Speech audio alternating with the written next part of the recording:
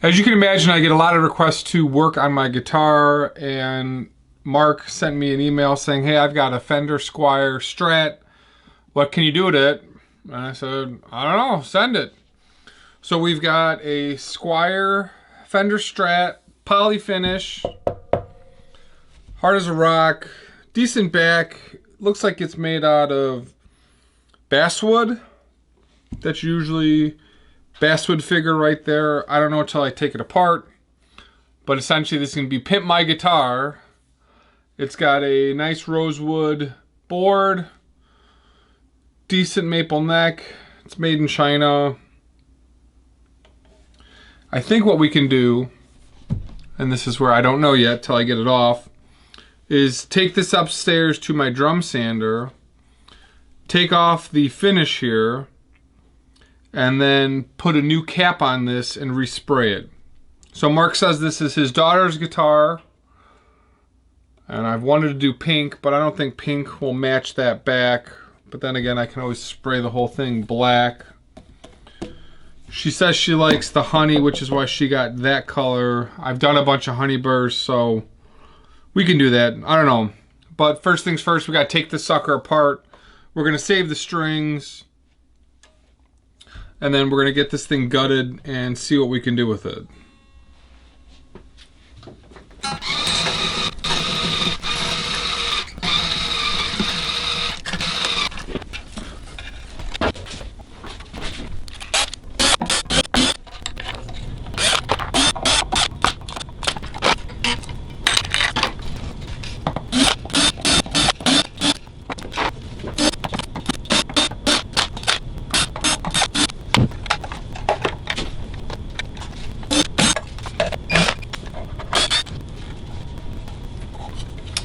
So we got the body apart. It is definitely basswood. It's light, and I can just feel it. I know that feel. So most likely, if I peel this stuff off, yep, it's going to chip out. So this is definitely a poly. May just use some heat and then sand it down. What I want to be careful when I push this through the sander is that I get a pretty tight lip and that I don't get a lot of cracking. I have to think about how to take the finish off of this thing. The other thing I'm going to have to do is drill through on my drill press so that I know where I need to drill back up. So I'll have to put these screws down. These I'm not so worried about, but definitely the bridge position screws are going to be important. And I've got a template where I can reroute this out with that lip. So we'll go ahead and take this over to my drill press.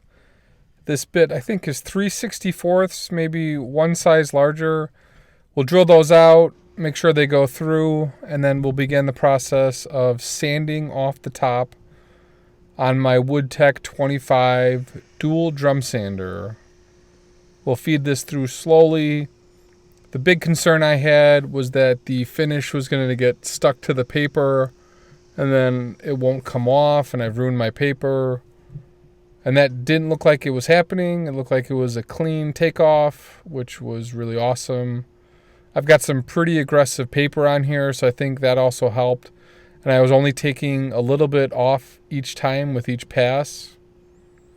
So usually when I would be sanding a piece of wood, I would take like 1/8 of a turn. And when I was doing this, I went a little bit slower.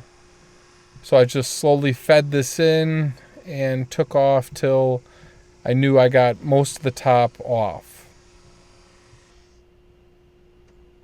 That's sort of like the 3rd or 4th pass, I think, and we'll push this through once more.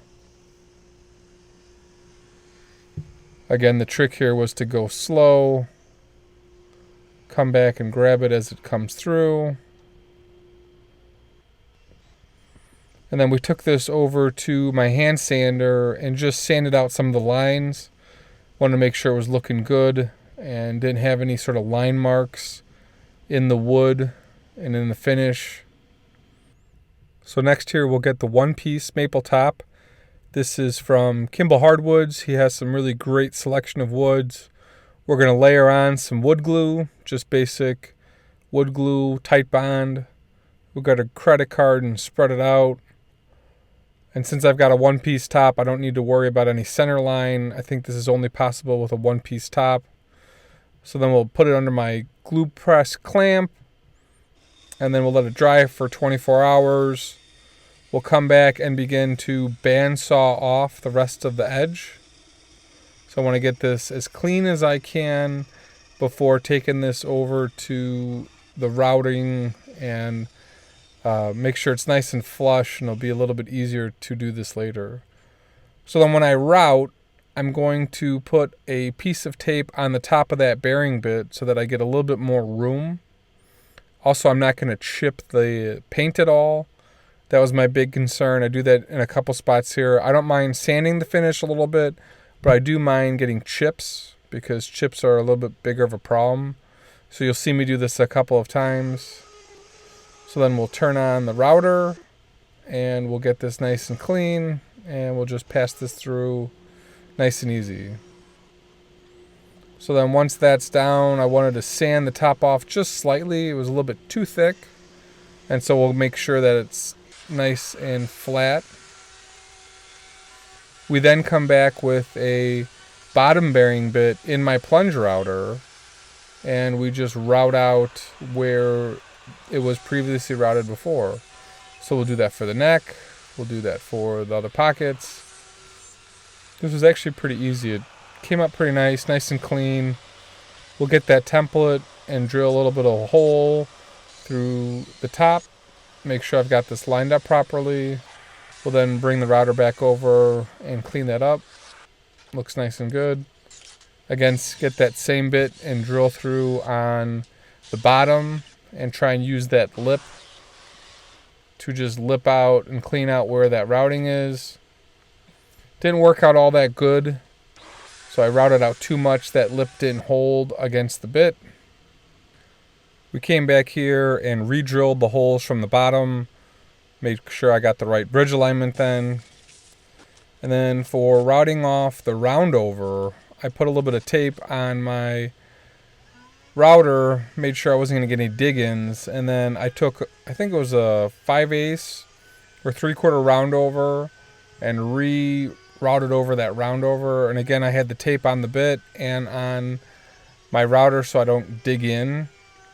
And we'll just go through and do this nice and slow and do a little bit each time. I won't show that full process, but keep everything sort of level and not take out too much at each pass. So we lowered it back down and put another little bit further depth. At this point, we're looking pretty good. We'll avoid that arm cutout. I have a 17-degree belly and arm cutout jig, and we're just going to clamp this to the top of that and run this through on my bandsaw and get the angle sort of close and just take off that waste. We'll make one pass, then we'll come back and try and get off the rest of it. Didn't want to get too aggressive here. Didn't want to scratch the finish again.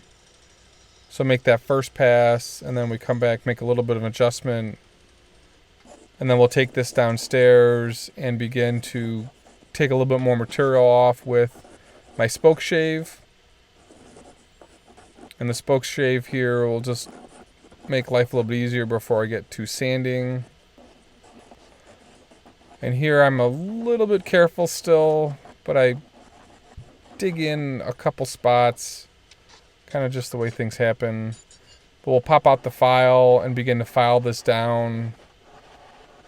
A little bit less aggressive than a spoke shave, but more aggressive than sandpaper. And we'll begin to get that curve pretty close.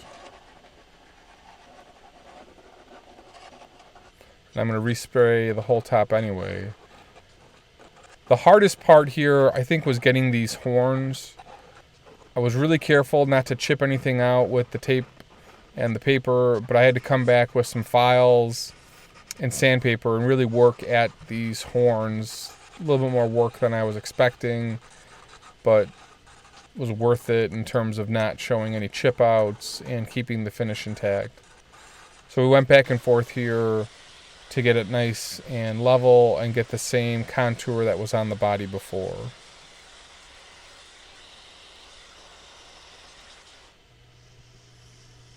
We'll then begin to do a whole bunch of sanding.